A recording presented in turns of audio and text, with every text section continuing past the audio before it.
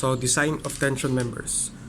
So, kapag nagde-design tayo ng tension member, meron tayong dalawang bagay na tinitingnan. First is yung area, second is yung slenderness ratio. So, for area, ito yung ito yung primary na kino-consider talaga natin. Itong slenderness ratio, secondary na lang to. Pero kumbaga, ang dapat talaga is pareho siya pasado sa dalawang condition na to. So for area, ang ating objective is to find yung tamang gross area and tamang net area. Take note ng parate na yung resistance should be greater than the demand. Demand is yung forces na i-carry ng yung expected na i-carry ng ating structure. Resistance is yung property ng structure. So dapat yung property ng structure mas malakas siya kaysa sa i-carry niya para hindi masira. Okay? So meron tayong dalawang limit state. Siguro limit state tawag ito, or pwede rin siguro mode of failure kung paano siya mag-fail.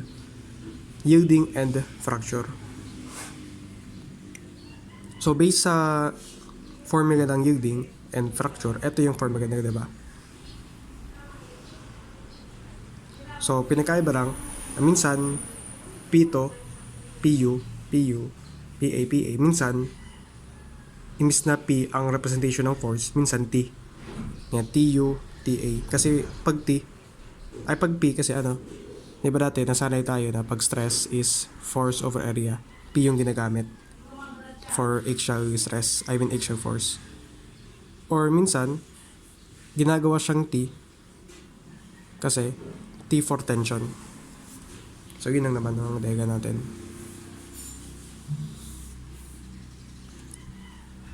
So meron tayong dalawang design philosophy, LRFD, ASD.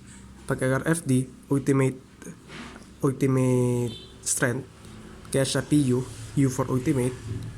And for ASD, allowable strength, kaya siya A, PA or TA kung minsan.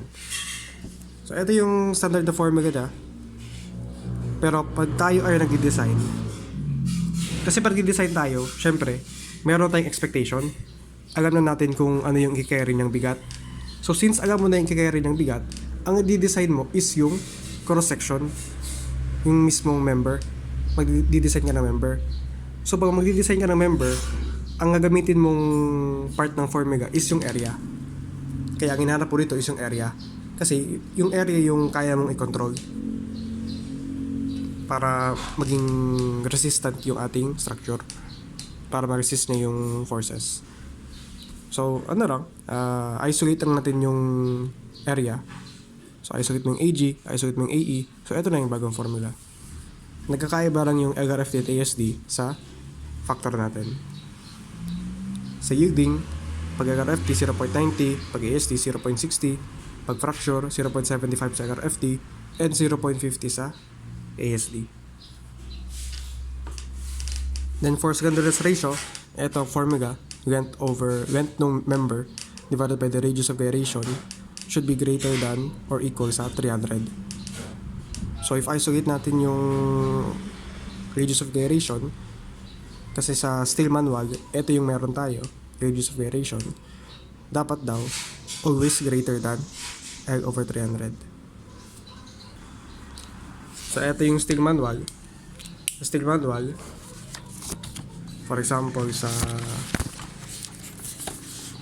angle, eto cross area, then kung makikita meron tayong R dito para sa axis XX, meron tayong R para sa axis YY, and R para sa axis ZZ. Yung ating ang tigarap kasi netong R na radius of gyration is etong sa axis ZZ. Yan yung parati niyang tiga-represent. Hindi yung sa YY, hindi yung sa XX. Parating sa axis Z-Z.